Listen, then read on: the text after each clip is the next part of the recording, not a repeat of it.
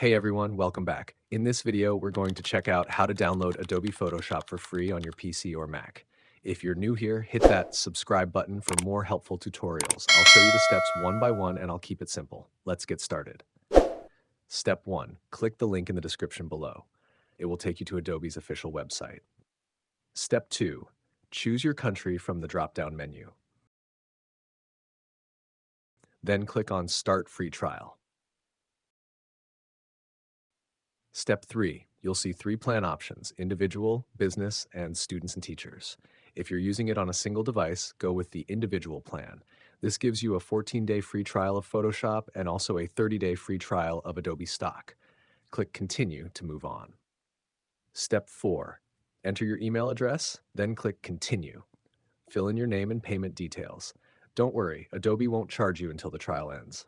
Step 5. Click on Agree and Subscribe. Step 6. Now, click the second link in the description. It will take you to the Creative Cloud app download page. Download and install the app on your computer. Step 7.